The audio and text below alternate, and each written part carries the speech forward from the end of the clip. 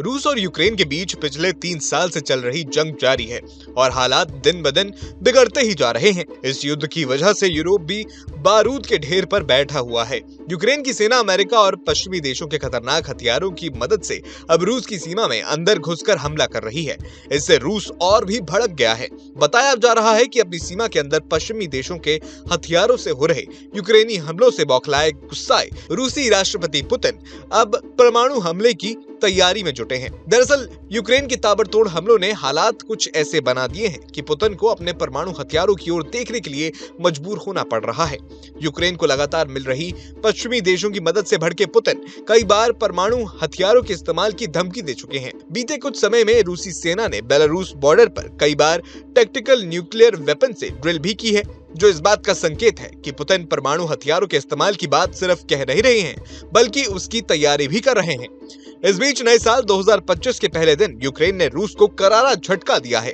Ukraine के राष्ट्रपति Zelensky ने सोवियत युग की गैस पाइपलाइनों के ट्रांजिट समझौते को आगे बढ़ाने से इनकार कर दिया है। इसकी वजह से यूरोप के कई देशों में रूसी गैस की सप्लाई बाधित हो गई है। इसी के साथ यूरोपीय बाजार पर रूसी गैस का वर्चस्व और 50 साल पुराना साम्राज्य भी खत्म हो गया है।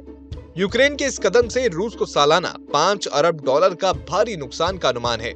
रूस यूक्रेन युद्ध के बावजूद पिछले करीब 3 साल से इस पाइपलाइन के जरिए यूरोप को रूसी गैस की सप्लाई जारी थी। रूसी गैस कंपनी गैज़प्रोम ने कहा कि यूक्रेन ने गैस ट्रांजिट से जुड़े समझौते को आगे बढ़ाने से इनकार कर दिया है। इसके कारण 1 जनवरी 2025 की सुबह से गैस सप्लाई बाधित हो चुकी है। गैस आपूर्ति बाधित होने की वजह से रूस समर्थक ट्रांसनिस्ट्रिया पर इसका व्यापक असर देखने को मिल रहा है।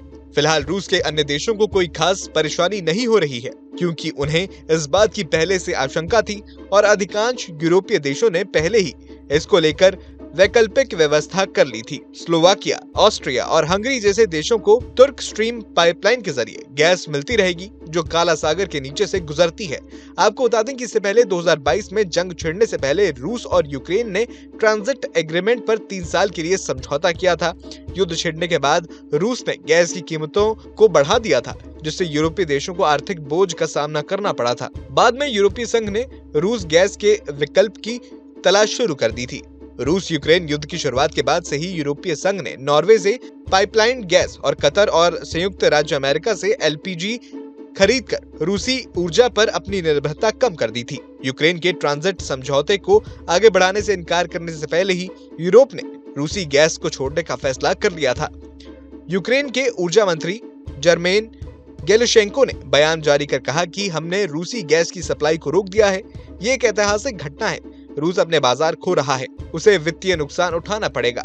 एक अनुमान के मुताबिक यूक्रेन को अब रूस से ट्रांजिट फी के रूप में सालाना $800 मिलियन का नुकसान होगा, जबकि गज़प्रोम को गैस की बिक्री नहीं होने से रूस $5 बिलियन का नुकसान झेल सकता है।